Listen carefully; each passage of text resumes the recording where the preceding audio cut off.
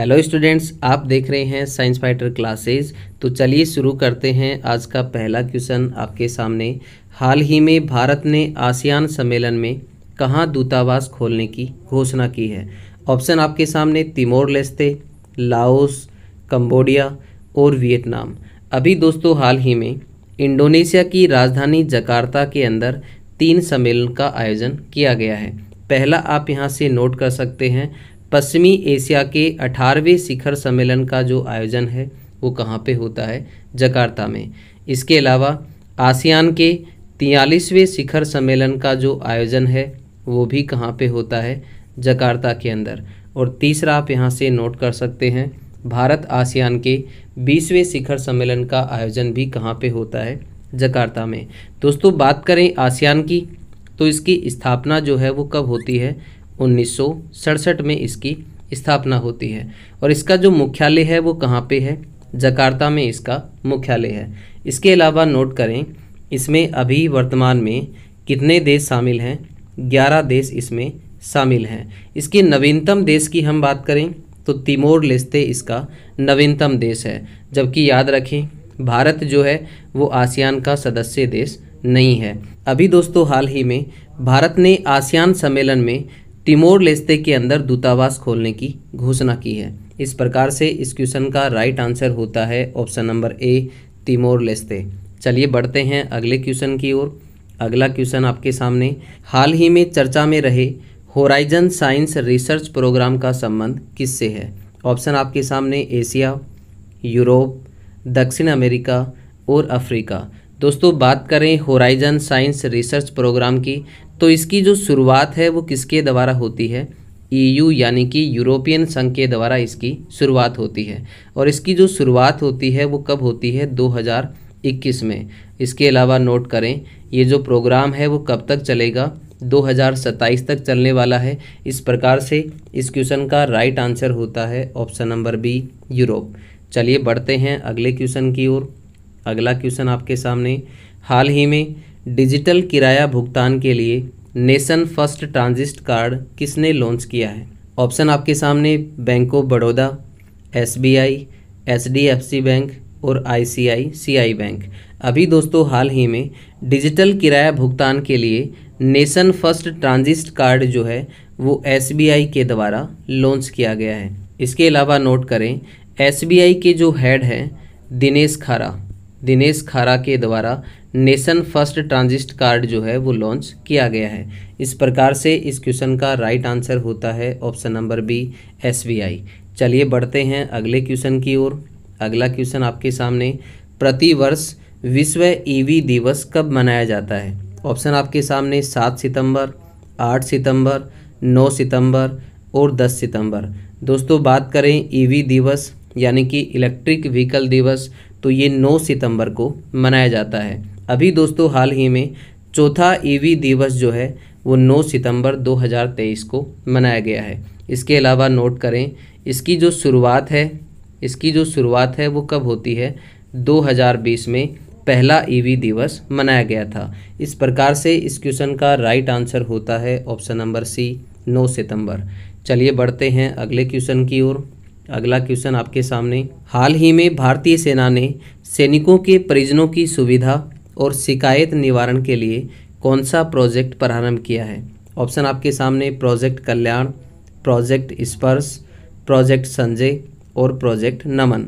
अभी दोस्तों हाल ही में भारतीय सेना के द्वारा सैनिकों के परिजनों की सुविधा और शिकायत निवारण के लिए प्रोजेक्ट नमन कार्यक्रम की शुरुआत की गई है। इस प्रकार से इस क्वेश्चन का राइट आंसर होता है ऑप्शन नंबर डी, प्रोजेक्ट नमन। चलिए बढ़ते हैं अगले क्वेश्चन की ओर। अगला क्वेश्चन आपके सामने, हाल ही में नॉर्थ ईस्ट इंडिया फेस्टिवल कहाँ आयोजित हुआ है? ऑप्शन आपके सामने जापान, इटली, USA और कनाडा। अभी दोस्तों हाल ही में नॉर्थ ईस्ट इंडिया फेस्टिवल जो है वो इटली के अंदर आयोजित हुआ है। इस प्रकार से इस क्वेश्चन का राइट आंसर होता है ऑप्शन नंबर बी, इटली। चलिए बढ़ते हैं अगले क्वेश्चन की ओर। अगला क्वेश्चन आपके सामने, fire on the Ganga life among the dead in Banaras पुस्तक के लेखक या लेखिका कौन है? ऑप्शन आपके सामने नीरजा चौधरी, राधिका अयंगर, अमृत माथुर और विपुल रिखी। दोस्तों बात करें fire on the Ganga live और among the dead in Banaras, पुस्तक के जो लेखक हैं वो हैं साथियों राधिका आयंगर। इस प्रकार से इस क्वेश्चन का राइट आंसर होता है option number B, Radhika Iyengar. चलिए बढ़ते हैं अगले क्वेश्चन की ओर। अगला क्वेश्चन आपके सामने, हाल ही में G20 संगठन का 21वां सदस्य किसे बनाया गया है? ऑप्शन आपके सामने, मार्कोसुर संघ, आसियान संघ, सार्क संघ और अफ्रीकी संघ। दोस्तों बात करें G20 की तो इसकी स्थापना कब होती है? 1999 में G20 की स्थापना होती है। इसके मुख्यालय की हम बात करें तो कहीं पर भी इसका मुख्यालय नहीं है। इसके अलावा नोट करें G20 के अंदर वर्तमान में 19 देश, इसके अलावा एक यूरोपियन संघ इसमें शामिल है। इसके अलावा नोट करें 2022 में इसका जो शिखर सम्मेलन है, 17वें शिखर सम्मेलन का जो आयोजन है वो कहाँ पे किया गया? इंडोनेशिया के अंदर। G20 के 17वें शिखर सम्मेलन का जो आयोजन है वो कहाँ पे होता है? इंडोनेशिया में। और कब होता है? 2022 में। अभी दोस्तों हाल ही में 2023 में इसके 18वें शिखर सम्मेलन का जो आयोजन है वो कहाँ पे होता है? भारत में। जबकि 2024 में इसके 19वें शिखर सम्मेलन का जो आयोजन है वो कहाँ पे होगा?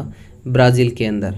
अभी दोस्तों हाल ही में G20 के अंदर अफ्रीकी संघ को भी शामिल किया गया है। इस प्रकार से G20 का जो नया नाम है वो क्या होगा? G21। चलिए बढ़ते हैं अगले क्वेश्चन की ओर। अगला क्वेश्चन आपके सामने, हाल ही में वैश्विक जैव ईंधन गठबंधन का शुभारंभ किसने किया है? ऑप्शन आपके सामने, इटली, भारत, जापान और USA। अभी दोस्तों हाल ही में वैश्विक जैव ईंधन गठबंधन का जो शुभारंभ है वो भारत के द्वारा किया गया है। इस प्रकार से इस क्वेश्चन का राइट आंसर होता है ऑप्शन नंबर बी, भारत। चलिए बढ़ते हैं अगले क्वेश्चन की ओर। अगला क्वेश्चन आपके सामने, हाल ही में भारतीय नौसेना ने किसके साथ वरुण 23 द्विपक्षीय अभ्यास का आयोजन किया है? ऑप्शन आपके सामने, इंडोनेशिया, ब्रिटेन, कनाडा और फ्रांस। अभी दोस्तों हाल ही में भारतीय नौसेना के द्वारा वरुण 23 द्विपक्षीय अभ्यास का जो आयोजन है वो फ्रांस के साथ किया गया है। इस प्रकार से इस क्वेश्चन का राइट आंसर होता है ऑप्शन नंबर डी, फ्रांस। हाल ही में नेस्कॉम के अध्यक्ष पद पर किसे नियुक्त किया गया है? ऑप्शन आपके सामने, डॉक्टर वसुधा गुप्ता, आर माधवन, राजेश नाम्बियार और मनीष देसाई। दोस्तों बात करें नेस्कॉम की तो ये भारत का टेक्नोलॉजी का सबसे बड़ा संगठन है। इसकी स्थापना की हम बात करें तो 1998 में इसकी स्थापना होती है। अभी दोस्तों हाल ही में नेस्कॉम के अध्यक्ष पद पर राजेश नाम्बियार को नियुक्त किया गया है। इस प्रकार से इस क्वेश्चन का राइट आंसर होता है option number C, Rajesh Nambiar. चलिए बढ़ते हैं अगले क्वेश्चन की ओर। अगला क्वेश्चन आपके सामने, प्रतिवर्ष राष्ट्रीय शिक्षक दिवस कब मनाया जाता है? ऑप्शन आपके सामने, 3 सितंबर, 4 सितंबर, 5 सितंबर और 6 सितंबर। दोस्तों बात करें शिक्षक दिवस की तो आप सभी जानते हैं शिक्षक दिवस जो है वो 5 सितंबर को मनाया जाता है। डॉक्टर सर्वपल्ली राधाकृष्णन के जन्म दिवस के उपलक्ष्य में हर वर्ष 5 सितंबर को शिक्षक दिवस मनाया जाता है। इसके अलावा बात करें हम डॉक्टर सर्वपल्ली राधाकृष्णन की तो ये भारत के पहले उपराष्ट्रपति थे और ये 2 बार उपराष्ट्रपति के पद पर रह चुके हैं। इसके अलावा आप नोट कर सकते हैं ये भारत के दूसरे नंबर के राष्ट्रपति भी रह चुके हैं। भारत के जो दूसरे राष्ट्रपति थे वो कौन थे? डॉक्टर सर्वपल्ली राधाकृष्णन।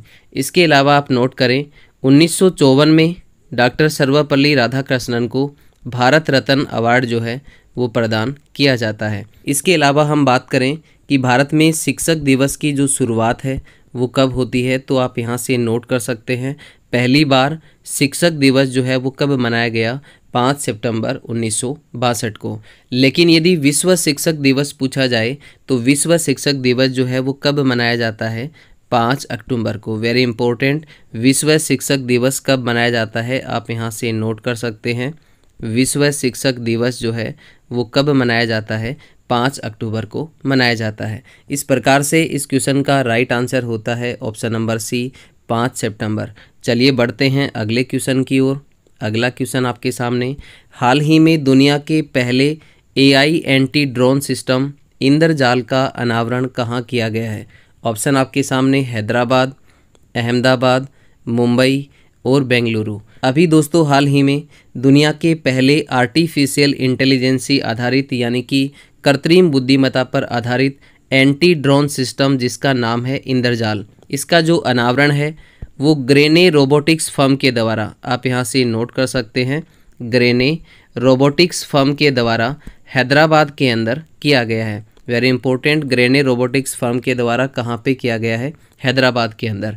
इस प्रकार से इस क्वेश्चन का राइट आंसर होता है ऑप्शन नंबर ए, हैदराबाद। चलिए बढ़ते हैं अगले क्वेश्चन की ओर। अगला क्वेश्चन आपके सामने, हाल ही में कनाडा से अंतर्राष्ट्रीय क्रिकेट खेलने वाली पहली ट्रांसजेंडर क्रिकेटर कौन है? ऑप्शन आपके सामने है। अभी दोस्तों हाल ही में कनाडा से अंतर्राष्ट्रीय क्रिकेट खेलने वाली पहली ट्रांसजेंडर जो है वो है साथियों डैनियल मैकगेही। इस प्रकार से इस क्वेश्चन का राइट आंसर होता है ऑप्शन नंबर बी, डैनियल मैकगेही। चलिए बढ़ते हैं अगले क्वेश्चन की ओर। अगला क्वेश्चन आपके सामने, हाल ही में भारतीय उद्यमिता विकास संस्थान ने डॉक्टर बीजी पटेल मेमोरियल अवार्ड 2023 के लिए किसे नामित किया है?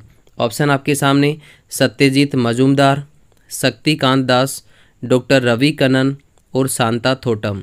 अभी दोस्तों हाल ही में भारतीय उद्यमिता विकास संस्थान के द्वारा डॉक्टर बीजी पटेल मेमोरियल अवार्ड 2023 के लिए सत्यजीत मजूमदार को नामित किया गया है। इस प्रकार से इस क्वेश्चन का राइट आंसर होता है option number A, Satyajit Majumdar. चलिए बढ़ते हैं अगले क्वेश्चन की ओर। अगला क्वेश्चन आपके सामने, हाल ही में प्रारंभ अडोप्ट ए हेरिटेज 2.0 प्रोग्राम का पहला संस्करण कब लॉन्च किया गया था? ऑप्शन आपके सामने 2017, 2018, 2019 और 2020। अभी दोस्तों हाल ही में ASI यानी कि भारतीय पुरातत्व सर्वेक्षण विभाग के द्वारा एडोप्ट ए हेरिटेज 2.0 प्रोग्राम का पहला संस्करण जो है वो प्रारंभ किया गया है। जबकि ये संस्करण जो है वो कब लॉन्च किया जाता है? 2017 में ये संस्करण लॉन्च किया गया था, जिसे अभी हाल ही में प्रारंभ किया गया है। इसके अलावा हम बात करें ASI यानी कि भारतीय पुरातत्व सर्वेक्षण विभाग की, तो इसकी स्थापना जो है वो कब होती है? 1861 ईस्वी में इसकी स्थापना होती है। इसके मुख्यालय की हम बात करें तो इसका मुख्यालय जो है वो कहाँ पे है? कोलकाता के अंदर इसका मुख्यालय है। इसके अलावा नोट करें, अभी दोस्तों हाल ही में भारतीय पुरातत्व सर्वेक्षण विभाग के द्वारा भारतीय विरासत ऐप भी लॉन्च की गई है। कौन सी ऐप लॉन्च की गई है? भारतीय विरासत ऐप। किसके द्वारा लॉन्च की गई है? भारतीय पुरातत्व सर्वेक्षण विभाग के द्वारा। इस प्रकार से इस क्वेश्चन का राइट आंसर होता है ऑप्शन नंबर ए, 2017। चलिए बढ़ते हैं अगले क्वेश्चन की ओर। अगला क्वेश्चन आपके सामने, हाल ही में शिक्षा मंत्रालय और कौशल विकास मंत्रालय ने छात्रों, शिक्षकों और उद्यमियों को सशक्त बनाने के लिए किसके साथ साझेदारी की है? ऑप्शन आपके सामने माइक्रोसॉफ्ट, अमेजॉन, मेटा और गूगल। अभी दोस्तों हाल ही में शिक्षा मंत्रालय और कौशल विकास मंत्रालय के द्वारा छात्रों, शिक्षकों और उद्यमियों को सशक्त बनाने के लिए मेटा के साथ साझेदारी की गई है। इस प्रकार से इस क्वेश्चन का राइट आंसर होता है ऑप्शन नंबर सी, मेटा। चलिए बढ़ते हैं अगले क्वेश्चन की ओर। अगला क्वेश्चन आपके सामने, हाल ही में लगातार 10 बार इटालियन ग्रैंड प्रिक्स जीतने का विश्व रिकॉर्ड किसने बनाया है? ऑप्शन आपके सामने सर्जिया पेरेज, कार्लोस सेंज, मैक्स वेरेस्टेपन और सेबेस्टियन वेटल। अभी दोस्तों हाल ही में लगातार 10 बार इटालियन ग्रैंड प्रिक्स जीतने का विश्व रिकॉर्ड जो है वो मैक्स वेरेस्टेपन के द्वारा बनाया गया है। इस प्रकार से इस क्वेश्चन का राइट आंसर होता है ऑप्शन नंबर सी, मैक्स वेरेस्टेपन। चलिए बढ़ते हैं अगले क्वेश्चन की ओर। अगला क्वेश्चन आपके सामने, हाल ही में मूडीज़ इन्वेस्टर सर्विस ने 2023 कैलेंडर वर्ष के लिए भारत की विकास दर कितनी अनुमानित की है? ऑप्शन आपके सामने 6.5%, 6.6%, 6.7% और 6.8%।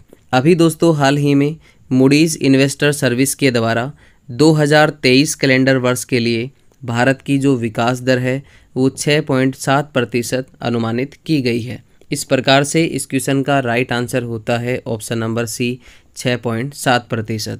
चलिए बढ़ते हैं अगले क्वेश्चन की ओर। अगला क्वेश्चन आपके सामने, हाल ही में पारंपरिक चिकित्सा पर गुजरात घोषणा पत्र किसने जारी किया है? ऑप्शन आपके सामने WTO, WHO, WWF और WEF। अभी दोस्तों हाल ही में पारंपरिक चिकित्सा पर गुजरात घोषणा पत्र जो है वो WHO के द्वारा जारी किया गया है। इस प्रकार से इस क्वेश्चन का राइट आंसर होता है ऑप्शन नंबर बी, WHO। तो आज के लिए साथियों इतना ही, मिलते हैं नेक्स्ट वीडियो में। तब तक के लिए आप सभी साथियों का बहुत बहुत धन्यवाद। जय हिंद, जय भारत।